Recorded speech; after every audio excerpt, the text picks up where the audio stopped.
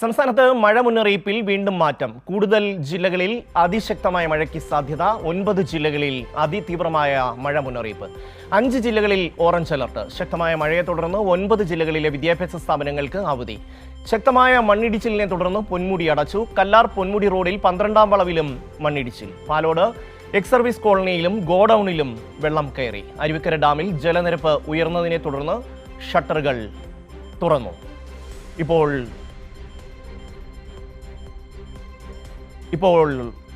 കാലാവസ്ഥാ നിരീക്ഷണ കേന്ദ്രം ഡയറക്ടർ നിത കെ ഗോപാൽ ചേരുന്നു. ഒപ്പം ഷീജയിലേക്ക്.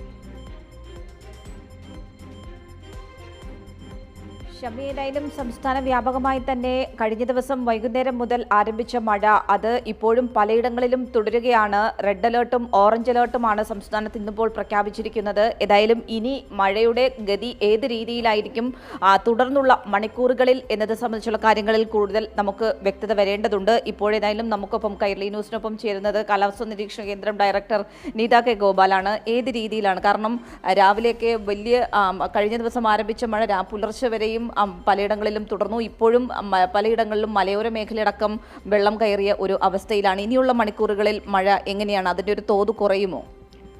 തെക്കൻ ജില്ലകളിൽ മഴ പൊതുവെ കുറവായിരിക്കും ഇന്ന്. പക്ഷേ മധ്യ കേരളത്തിലും വടക്കൻ ജില്ലകളിലും മഴ ഇപ്പോഴും അതിശക്തമായിട്ട് തന്നെ തുടരുന്നുണ്ട്. പ്രത്യേകിച്ചും കോഴിക്കോട്, മലപ്പുറം, പാലക്കാട്, തൃശ്ശൂർ, വയനാട്ടിലെല്ലാം ഇന്നലെ തന്നെ നല്ല മഴയുണ്ടായിരുന്നു. അപ്പോൾ അതിൻ്റെ ഫലമായിട്ട് അതിൻ്റെ തുടർച്ചയെന്നോണം ഇന്നും മഴ പെയ്യുന്നുണ്ട്. അപ്പോൾ അതുകൊണ്ട് വളരെ ശ്രദ്ധിക്കേണ്ട ഒരു ദിവസമാണ് വടക്കൻ ജില്ലകളെ സംബന്ധിച്ചോളം. മഴയുടെ അളവ് കൂടുതലാണ്. പിന്നെ അതിനോടൊപ്പം പിന്നെ കാറ്റും അങ്ങനെ പിന്നെ പല സ്ഥലങ്ങളിലും ജലനിരപ്പ് ഉയർന്നിട്ടുണ്ട്.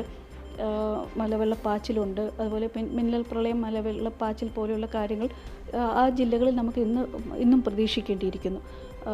നാളെ രാവിലെ വരയ്ക്കും ഈ ഒരു സ്ഥിതിവിശേഷമായിരിക്കും ഉണ്ടാവുക. അപ്പോൾ അതുകൊണ്ട് നാളെ രാവിലെ വരയ്ക്കും വളരെ ശ്രദ്ധയോടെ കൂടി തന്നെ ജാഗ്രത പുലർത്തേണ്ടിയിരിക്കുന്നു. കാരണം കഴിഞ്ഞ കുറച്ച് ദിവസങ്ങളായിട്ട് വടക്കൻ ജില്ലകളിൽ മഴ പെയ്യുന്നുണ്ടായിരുന്നു, തുടർച്ചയായി മഴയുണ്ടായിരുന്നു. ഇന്നലെ ആയപ്പം അതിശക്തമായ മഴയാണ് ഇന്നലെ അവിടേക്ക് ഉണ്ടായത്, പ്രത്യേകിച്ച് മലയോര മേഖലകളിൽ. അപ്പോൾ അതുകൊണ്ട് ഇന്നത്തെ ഒരു മഴയും കൂടി കൂടുമ്പോൾ സിറ്റുവേഷൻ എല്ലാത്തിൻ്റെയും കൂടി ഒരു കോമ്പൗണ്ട് ഇമ്പാക്റ്റ് ഇന്നാണ് അറിയുക. അപ്പോൾ അതുകൊണ്ട് തീവ്ര ജാഗ്രത പുലർത്തേണ്ടിയിരിക്കുന്നു. അതായത് നാളെ രാവിലെ 8 മണി വരെയുള്ള ഫോർകാസ്റ്റാണ് ഇപ്പോൾ പറഞ്ഞത്. അതിനുശേഷം മഴയ്ക്ക് ശമനം ഉണ്ടാകും എന്നാണോ? അതെ, അതിനുശേഷം മഴയ്ക്ക് ശമനം ഉണ്ടാകും. പിന്നെ 5-ാം തീയതി മുതൽ വീണ്ടും സാധാരണഗതിയിലുള്ളൊരു മൺസൂൺ മഴയായിരിക്കും ഉണ്ടാവുക. ഇത്രയും തീവ്രമായൊരു സിറ്റുവേഷൻ ഇപ്പോൾ നിലവിൽ കാരണങ്ങളൊന്നും കാണുന്നില്ല. പക്ഷേ മഴയിൽ നമ്മൾ യെല്ലോ അലേർട്ട് കൊടുക്കുന്ന ആ കാറ്റഗറിയിലുള്ള മഴയാണ് നമ്മൾ പ്രതീക്ഷിച്ച് 5, 6, 7 തീയതികളിൽ. അപ്പോൾ അതിനിടയ്ക്കുള്ള ഈ 2 ദിവസത്തേക്ക് മഴയിൽ കാര്യമായിട്ടുള്ളൊരു കുറവുണ്ടാവും. അപ്പം ഇതിൽ നിന്നൊരു ശമനമുണ്ടാകും ശരിക്കും ഈ ഒരു സിറ്റുവേഷനിൽ നിന്ന്. എന്താണ് ശരിക്കും പറഞ്ഞാൽ ഇന്നത്തെ ദിവസം, അതായത് ഇന്നലെ മുതൽ ഇന്നത്തെ ഒരു സാഹചര്യം പരിശോധിക്കുമ്പോൾ ഈ രീതിയിൽ അതിതീവ്രമായ മഴയ്ക്കുള്ളൊരു കാരണം എന്താണ്?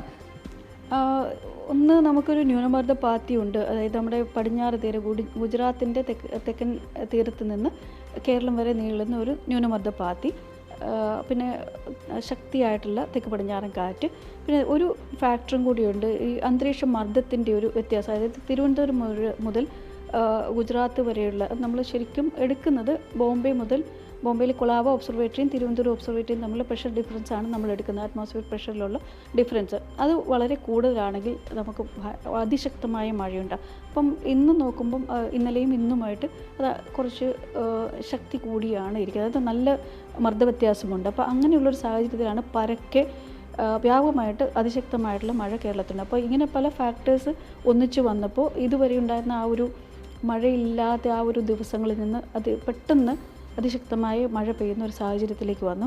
അതും ഇന്നലെ രാത്രി ഏകദേശം 8 മണി മുതലാണ് മഴ പെയ്തു തുടങ്ങിയപ്പോൾ ഒരു ചുരുങ്ങിയ സമയത്തിനിടയ്ക്ക് വ്യാപകമായിട്ട് അതിശക്തമായ മഴ പല ജില്ലകളിലും പെയ്തതുകൊണ്ടാണ് വളരെയധികം മഴവെള്ളം ഒഴുകിയിറങ്ങി. അതുകൊണ്ടാണ് ഇന്നലെ അങ്ങനെ ഒരു മിന്നൽ പ്രളയം പല നദികളിലും പല സ്ഥലങ്ങളിലും ഉണ്ടായത്.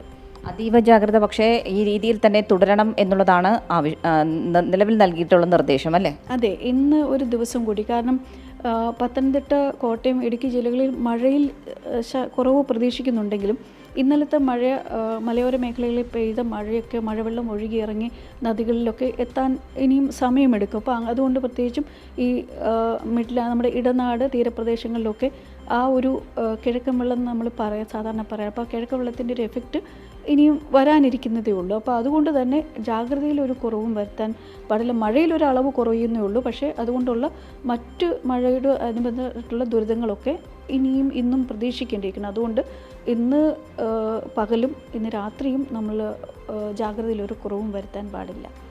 തീർച്ചയായും ഷമി, അതാണ് കാരണം സംസ്ഥാനത്ത് ഇന്ന് 14 ജില്ലകളിൽ, അതായത് 9 ജില്ലകളിൽ റെഡ് അലേർട്ടും 5 ജില്ലകളിൽ ഓറഞ്ച് അലേർട്ടുമാണ്. ഈ അലർട്ട് പ്രകാരമുള്ള മഴ അത് നാളെ വരെ തുടരും എന്നുള്ളതാണ് നിലവിലിപ്പോൾ കേന്ദ്ര കാലാവസ്ഥാ വകുപ്പ് നൽകിയിട്ടുള്ള നിർദ്ദേശത്തിൽ നിന്ന് വ്യക്തമാകുന്നത്.